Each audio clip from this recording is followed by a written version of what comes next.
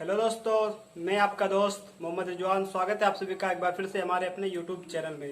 दोस्तों, आज के इस वीडियो में मैं आपको क्लास 10th के सब्जेक्ट इंग्लिश प्रोच के चैप्टर सेकंड लेसन सेकंड, जिसका नाम है ए लेटर टू गॉड, भगवान को एक पत्र, का हिंदी अनुवाद लेकर आया हूँ। इस वीडियो में आपको पूरा हिंदी अनुवाद बताऊंगा। तो चलिए दोस्तों, वीडियो स्टार्ट करते हैं। वीडियो स्टार्ट करने से पहले आप लोगों से रिक्वेस्ट है कि हमारे चैनल को अभी तक सब्सक्राइब ना किया हो तो जरूर सब्सक्राइब करें। तो दोस्तों, ये हमारा इंग्लिश का prose lesson two a letter to God, भगवान को एक पत्र, जिसके राइटर हैं जी.एल. फिट्ज। तो चलिए हम इसका हिंदी अनुवाद देखते हैं। पारा फर्स्ट लिखा हुआ है यहाँ पर हिंदी अनुवाद। वह घर जो संपूर्ण घाटी में केवल एक ही था, वह घर जो संपूर्ण घाटी में केवल एक ही था, एक निचली पहाड़ी की चोटी पर स्थित था। उस ऊंचाई से व्यक्ति नदी और पके हुए अनाज के खेत देख सकता था, जो ऐसे फूलों से आच्छादित थे जो सदैव अच्छी फसलों की आशा बांधते थे। धरती को यदि जरूरत थी तो केवल बौछार या धीमी वर्षा की। पूरी सुबह लेंचो, जो अपने खेतों का अच्छी तरह से जानता था, ने सिवाय उत्तर पूर्व आकाश की ओर देखने के और कुछ नहीं किया था। प्रिय, अब वास्तव में हमें कुछ वर्षा का जल मिलेगा।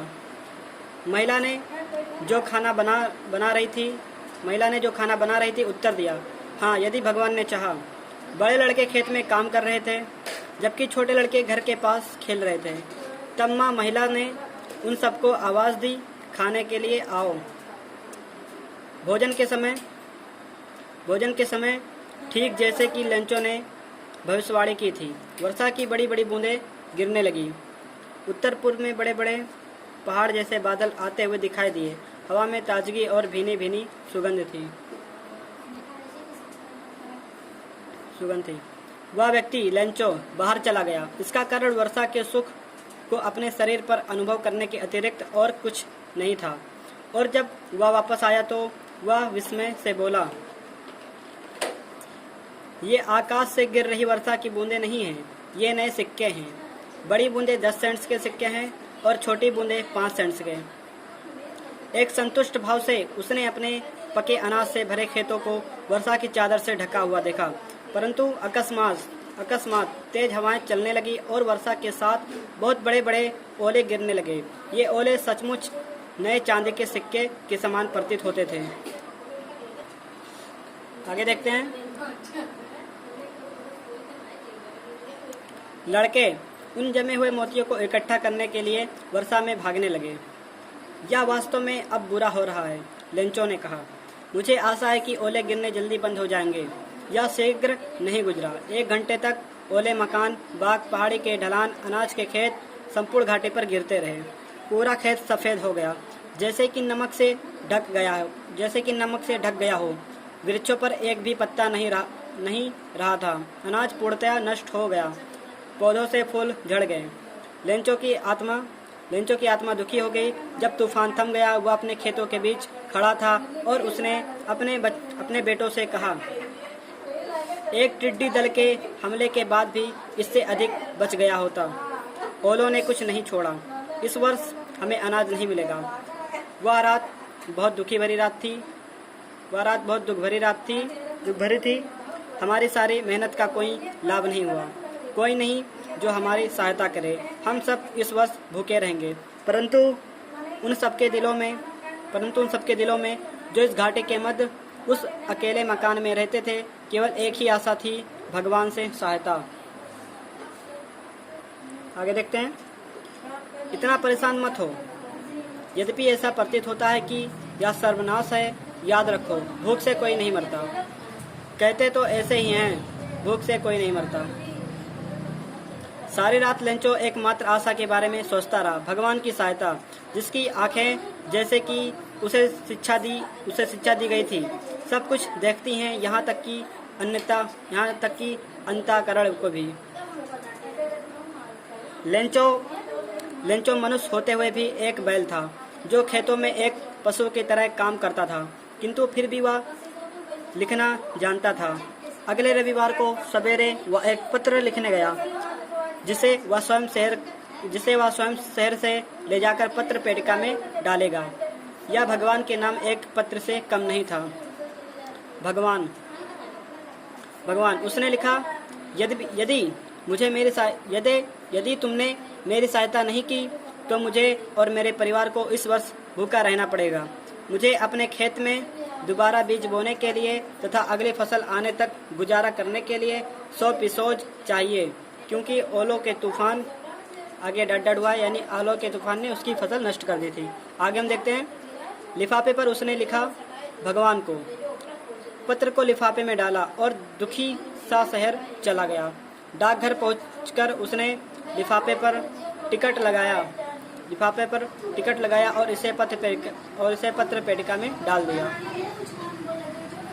एक कर्मचारी जो हल्का बोलो, ओए हल्का। एक कर्मचारी जो डाकिया था और डाकघर के कार्य में भी सहायता करता था, अपने अधिकारी के पास हंसता हुआ गया और उसे भगवान के नाम वाला पत्र दिखाया। अपने पोस्टमैन के रूप में सारे सेवा काल में उसने कभी ऐसा पता नहीं देखा था। डाकपाल एक मोटा हंसमुख व्यक्ति था। वह भी जोरों से हंसने लगा, परंतु शीघ्र ही वह गंभीर हो गया और पत्र को अपने मेज पर थपथपाते हुए बोला, कितना अटूट विश्वास है। काश मुझे भी उस आदमी जैसा विश्वास होता जिसने यह पत्र लिखा है, जो भगवान से पत्र व्यवहार कर रहा है। आगे देखते हैं।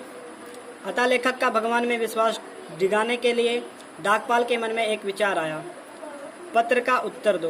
परंतु जब उसने उसे खोला तो यह स्पष्ट था कि इसका उत्तर देने के लिए सद्भावना, कागज और रोशनी के अतिरिक्त कुछ और भी चाहिए। परंतु वह अपने प्रस्ताव पर अड़ा रहा।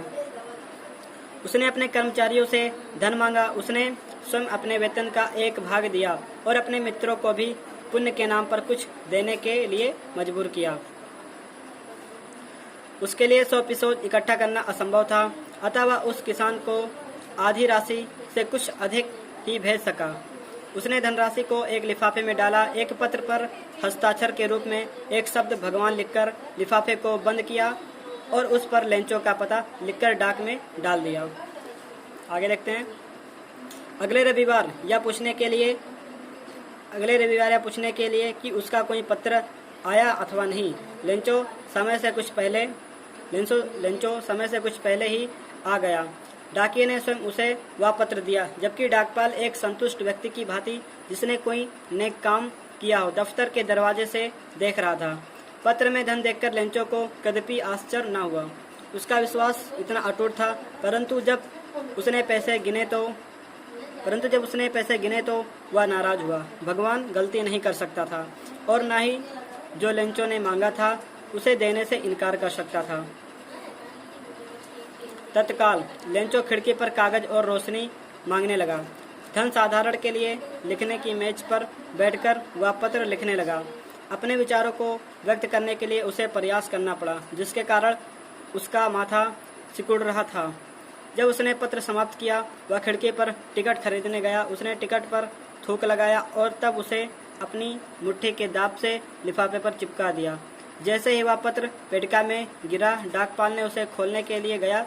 उसमें लिखा था, भगवान, मैंने जितनी राशि के लिए कहा था उसमें से केवल 70 पिसोज ही मेरे पास पहुँचे हैं। मुझे शेष धन भी भेजो, क्योंकि मुझे इसकी बहुत अधिक आवश्यकता है, परंतु या मुझे डाक द्वारा मत भेजना, क्योंकि डाकघर के कर्मचारी धोखेबाज हैं। लेंचो। उम्मीद है दोस्तों कि आपको वीडियो पसंद आया होगा। अगर वीडियो पसंद आए तो हमें प्लीज़ सब्सक्राइब करिए और हमें सपोर्ट करिए, ताकि हम आपको और ही अच्छे से अच्छा वीडियो ऐसे ही बना सकते हैं। तो चलिए दोस्तों, मिलते हैं अगले वीडियो में।